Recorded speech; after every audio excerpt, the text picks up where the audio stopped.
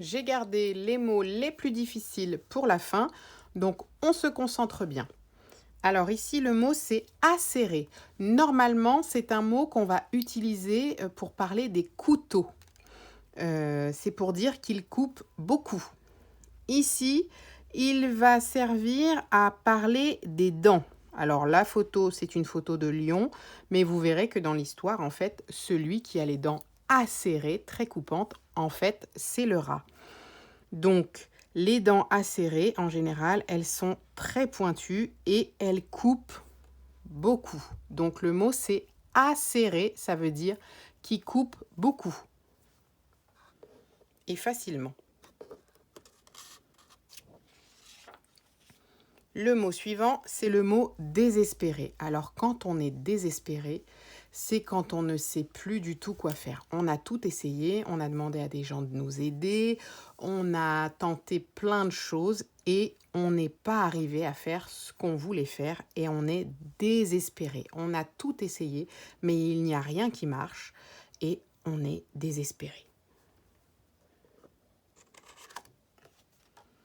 Le mot suivant, c'est le mot inséparable. Vous voyez, on voit que les deux enfants qui sont dessinés là, ils se tiennent assez fermement par le bras, ils ne veulent pas se lâcher. Eh bien, quand on est inséparable, c'est le mot qu'on veut apprendre aujourd'hui, inséparable, c'est quand on ne peut pas et qu'on ne veut pas se séparer. On ne veut pas s'éloigner, on veut rester l'un avec l'autre. Souvent, quand on est tout petit, on a très envie de rester avec son papa et sa maman, ou alors avec ses frères et sœurs, ou alors à l'école, on a trouvé un copain avec lequel on s'entend très bien, on joue toujours avec lui et on n'a pas envie d'être séparés, on est inséparables, on veut rester avec ce copain ou avec sa maman ou son papa ou avec son frère ou sa sœur.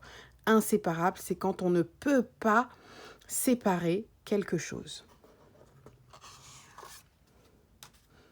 Le dernier mot, c'est le mot libérer. Alors, libérer, c'est quand on a été enfermé quelque part et qu'on peut enfin sortir et aller où on veut.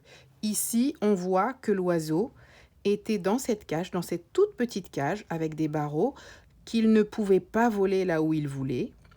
Et une fois qu'on ouvre la cage, eh bien, l'oiseau peut aller voler dans le ciel. Il peut aller où il veut. Il est libéré. Quand on est libéré, c'est qu'on peut enfin sortir de quelque part.